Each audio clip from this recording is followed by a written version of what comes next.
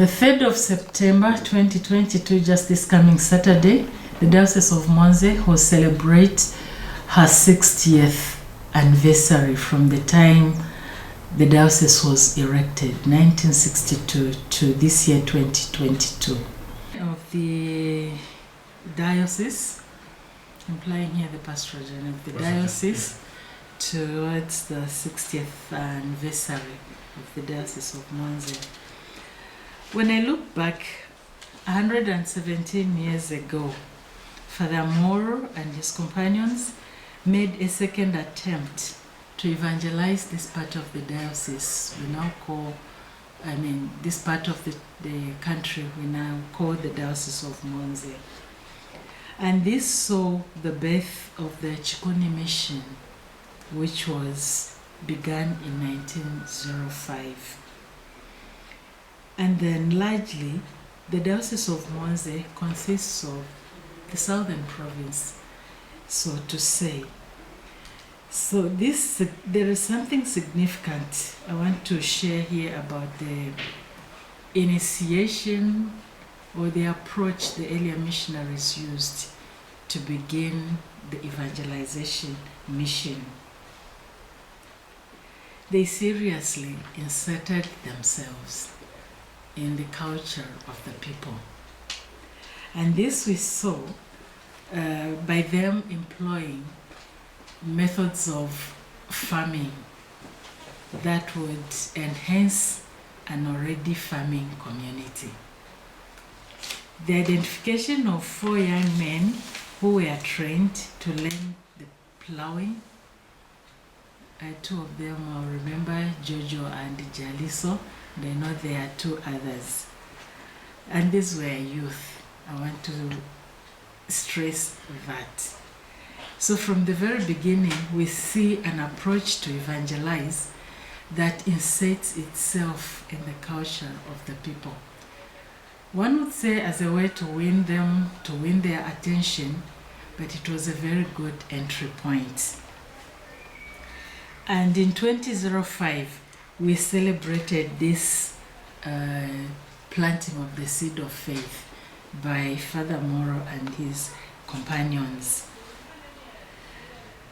The second event that colored the pastoral life of the Diocese of Mwanze, that is very significant for us, was actually the Second Vatican Council that happened between 1962 and 1965. Why do I fish out this event?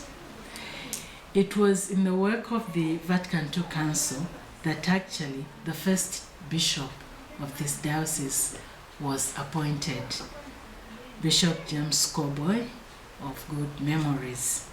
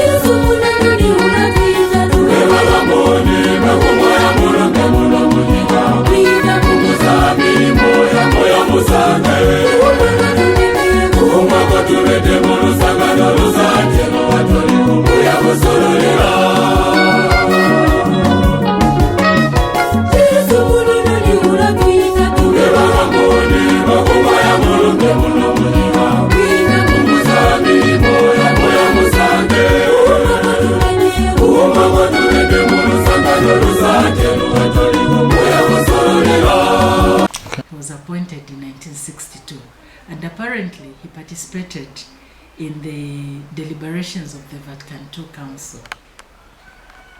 In an interview in 2005, the Messenger magazine in Ireland, Bishop James Cowboy echoed that the council changed his life. Bishop James Cowboy was a theologian, and attending the Vatican II Council that brought a new wind of change, of growth in the life of the church, heavily influenced on this young bishop who had just been appointed to a new diocese that time. There are key areas that I want to point out that were somehow of his immediate concern as a new bishop. One being the participation of the laity. When we read a lot in the historical write-ups within the diocese, we see how Bishop James Cowboy esteemed the participation of the laity in the church as a pathway to the growth of the local church.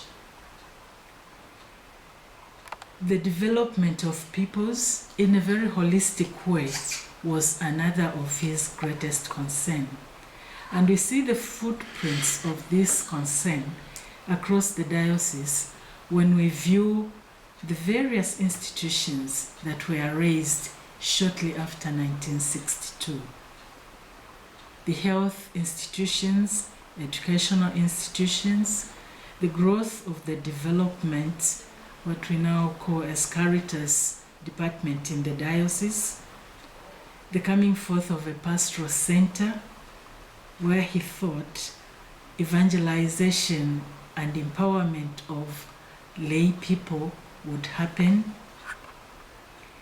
the mentoring of catechists who would greatly engage in the evangelization mission of this local church, the emergence of Mukasa Minor Seminary with his view of promoting the local vocations to the priesthood. We see a number of trade schools, youth projects, institutions that were tailored towards empowering the young people with skills. We can hear a lot of this in the book entitled The Man Called James, just to capture some of these key things that were of great interest in his episcopal period.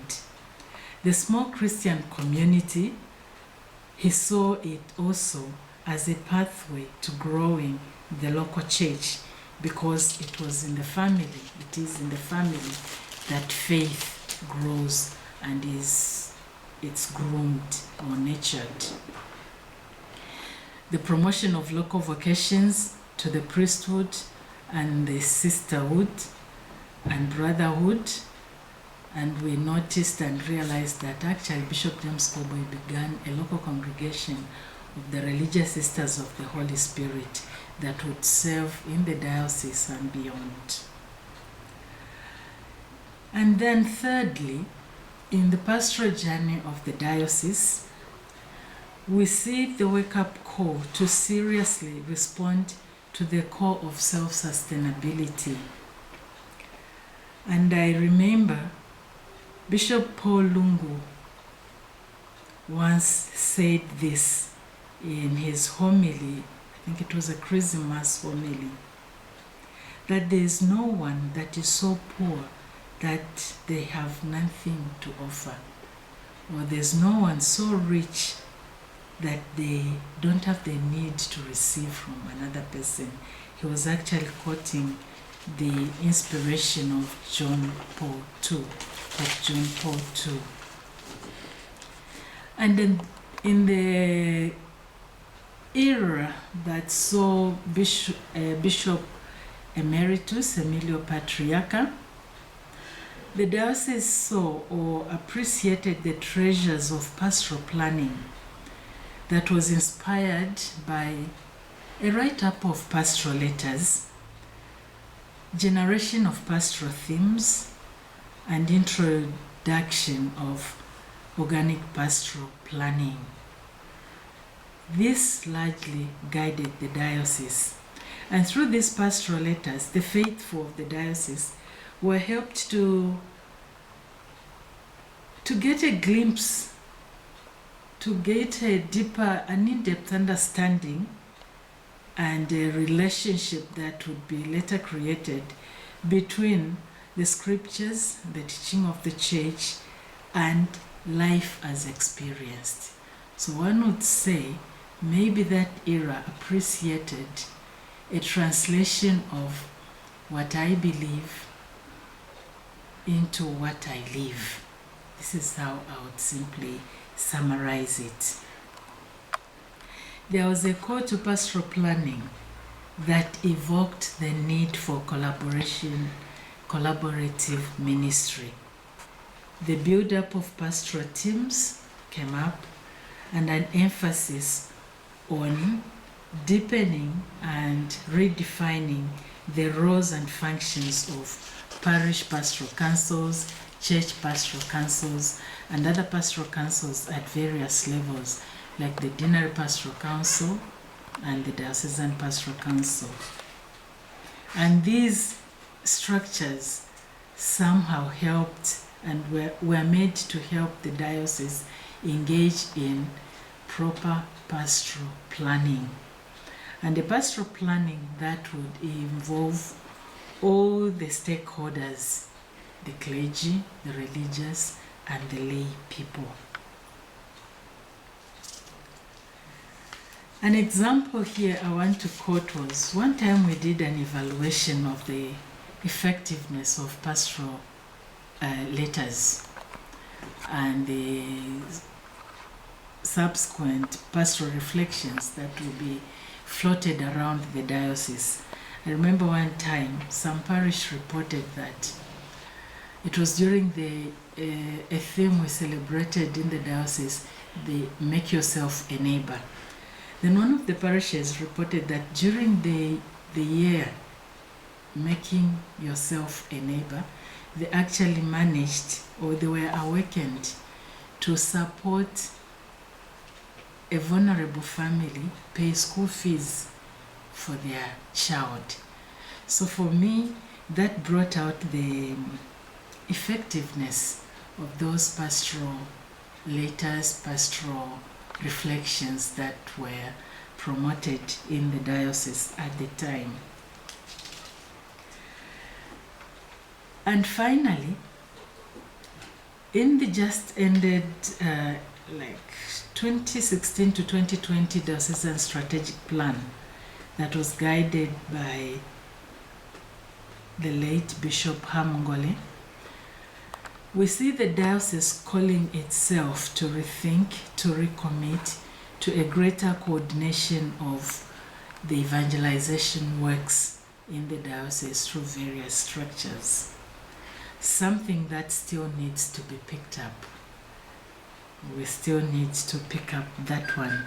And as a diocese, the diocese has also grown in the need to engage in greater pastoral discernment at the moment, so that as we move on, for instance, now we're talking about 60 years and beyond, we'll be able to do a greater pastoral discernment that will help the diocese reconfigure a lot of our pastoral activity.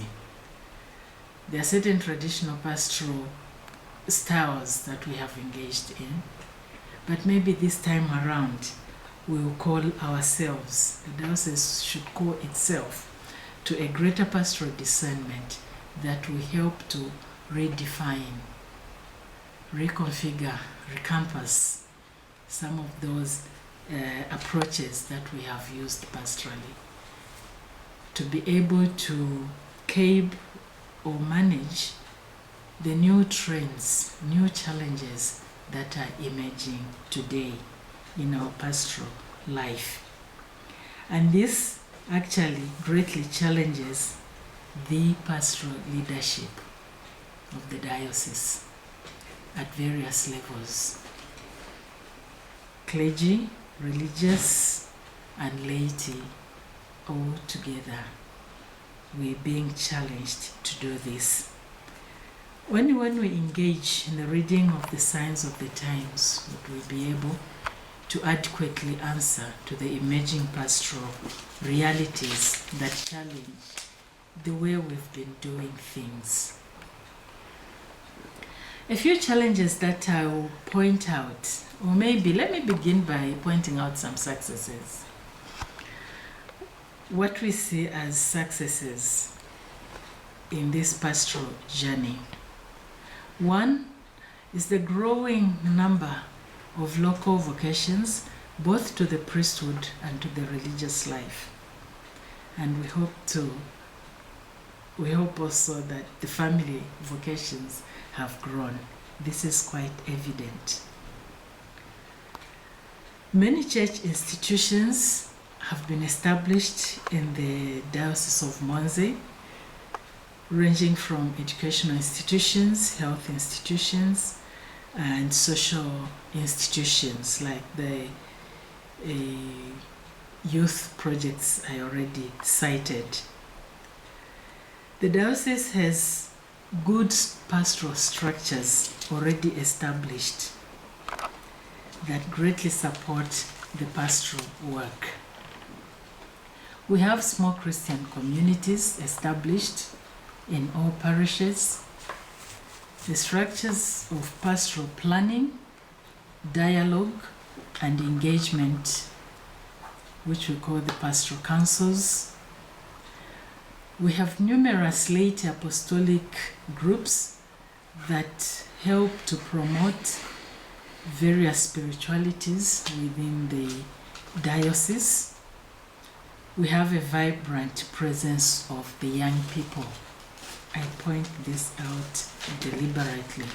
As Pope Francis would say, the young people are not the leaders of tomorrow, but the leaders of today. But then, what are some of the challenges that I would point out from this journey? As much as we have a big growing number of local vocations, there's also a realization that we need to step up our pastoral leadership to be able to manage the deep and serious pastoral challenges that have come with our modern world today. We have many institutions, but one of the challenges we have realized is that actually we need more and more to make these institutions fora or avenues for evangelization. So, a call to strengthen our Catholicity in these institutions. The diocese has very good pastoral structures, but in the last years, we realized that actually we would need to still reform these pastoral structures so that they are enhanced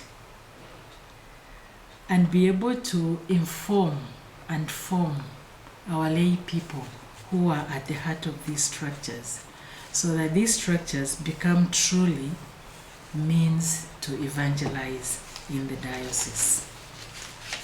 And then finally, a great challenge and a need to actually form our laity, to invest in the formation of the laity. We always say the lay people are the majority. They are actually about 90%. They are around about 90% of the whole community. And if these are the majority,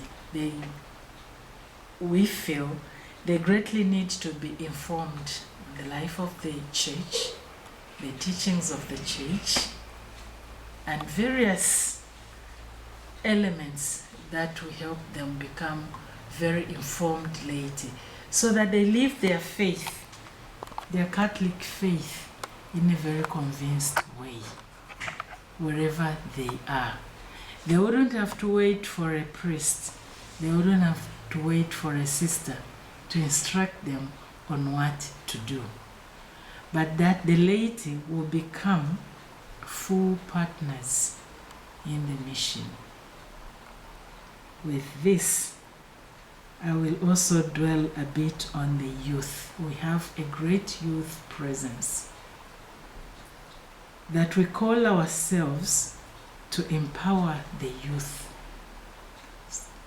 They are not to wait, or we are not to wait until they grow old for them to become full partners in the mission of evangelization.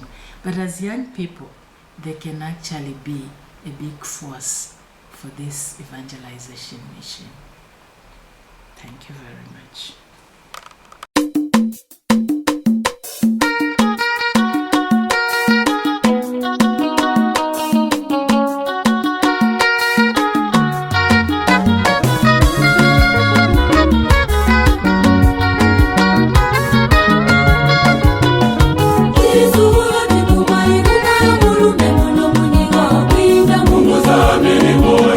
Musande,